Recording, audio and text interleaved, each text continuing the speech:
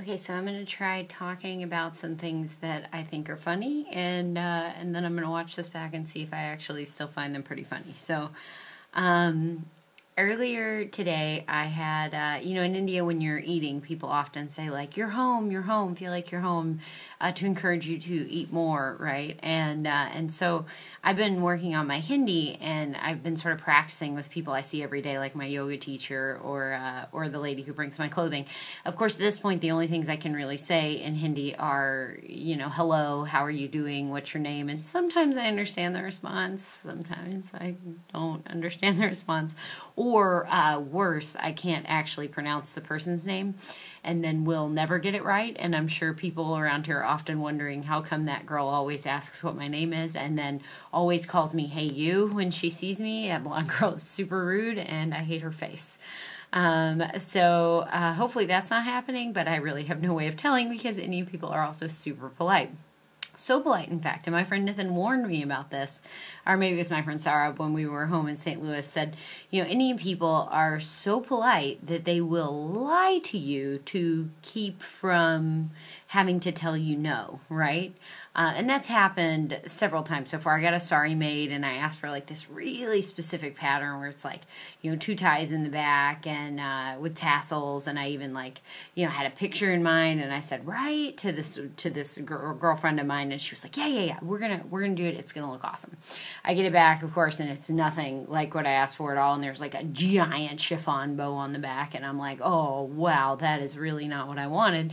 But of course, instead of saying that is really not what I wanted, I was like, oh, it's really nice, which people can always tell by my face when I'm not happy with something, because when I am happy with something, I am ecstatic with something. And so then when I'm not happy with something, I'm like, oh, it's good. And then people know. So I have also become, unfortunately, a big fat liar since I've been here. Anyway, so I'm talking Hindi with my clothes woman who lives here on campus, and she says to me, is that your dog? Because my computer's always open and my dog is my screensaver. And I'm like, yes. And she goes, your house? And I say, yes, I have a house, back home and a husband.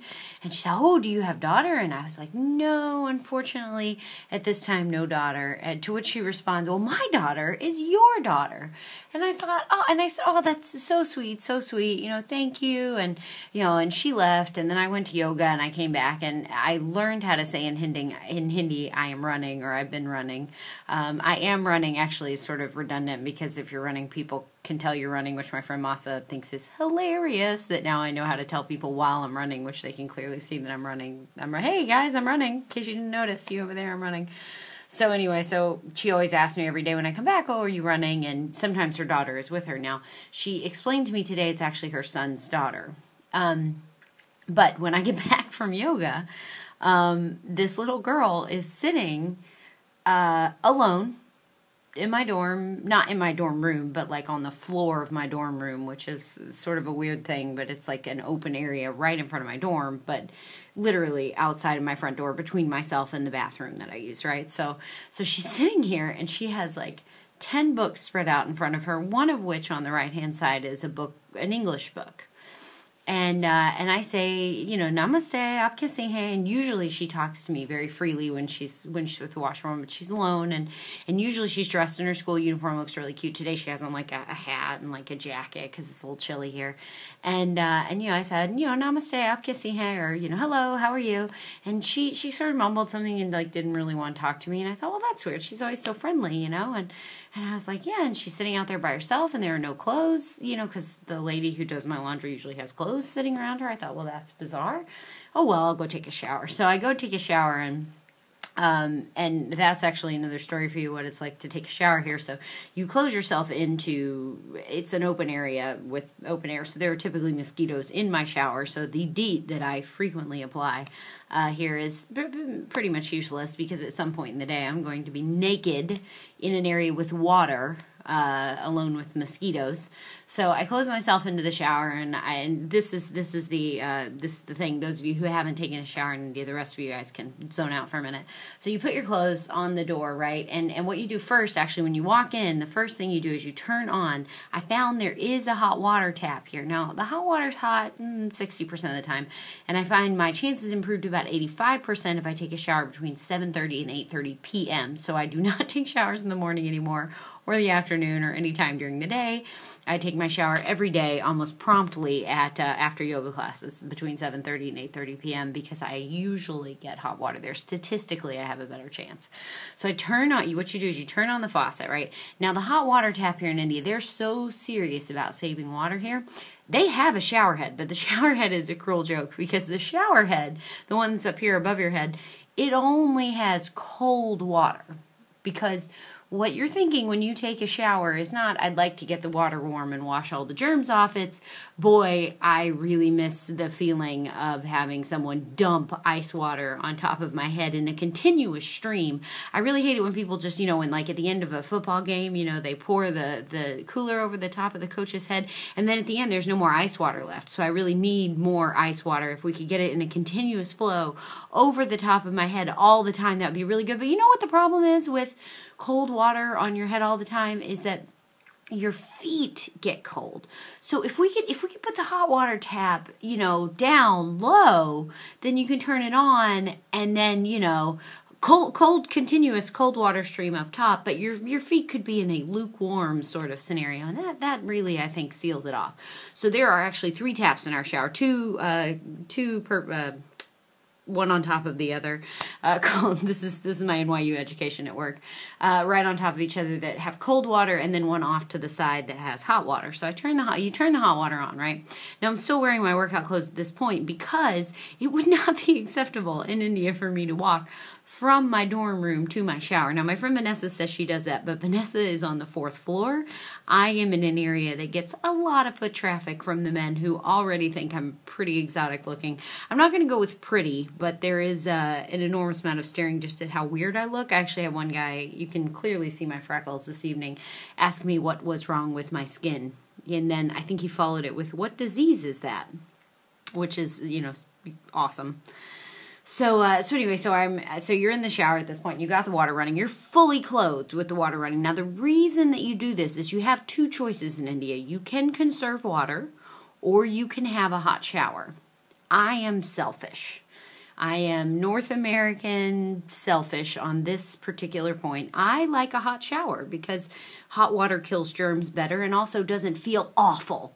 So I have the hot water going, right, or the hot water, because at this point it's not hot yet, because the key is you have to wait on it to heat up. So you see, it's really strategic. So you turn it on, right, and then you keep it so that it just splashes onto the top of your feet.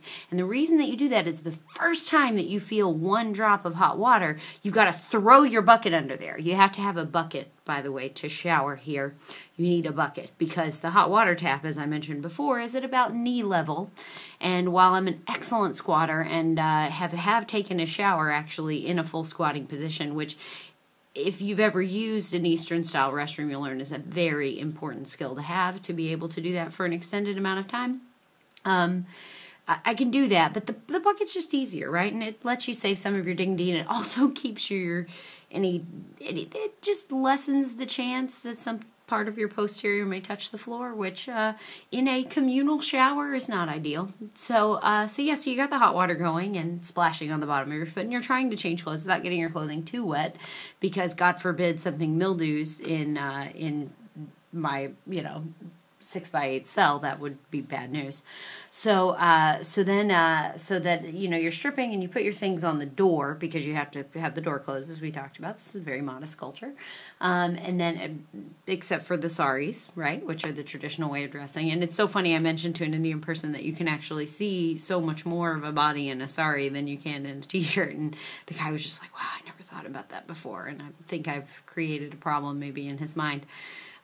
So you put all of your stuff on top of the door, and at this point, I've kicked the bucket under the hot water, and so this gives me a lot of time to think, because I'm taking my hair down, and you've also had to bring your clean clothes in, so you then put them on the top because you can't leave them in the bucket when it's under the water. So first you have to unload all of your clothing and your whatever you shower with out of the bucket so you can kick the bucket under the water.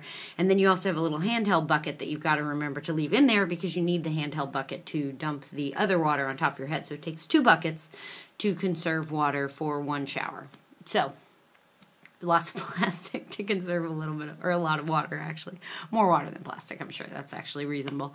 So as I'm going through this process, I start thinking, Okay, so someone said to me today, "Oh, you have a home and a dog and a husband. That's fantastic. My daughter is your daughter." And then I found that same little girl sitting alone outside of my bedroom. This could spell trouble for me later down the line. And that was the thought I had while I was taking my shower tonight. So, yeah, worked out fine. It's not what I thought, but this is, I'm beginning to realize, the Brits often say, we're two countries separated by a common language. Yeah, I think that applies to other areas that they once ruled over, not just the United States. And sometimes I think, man, some of these complete miscommunications could wind up in some major life changes if I'm not listening carefully. And I think my level of Hindi right now is actually quite dangerous for me. Good night.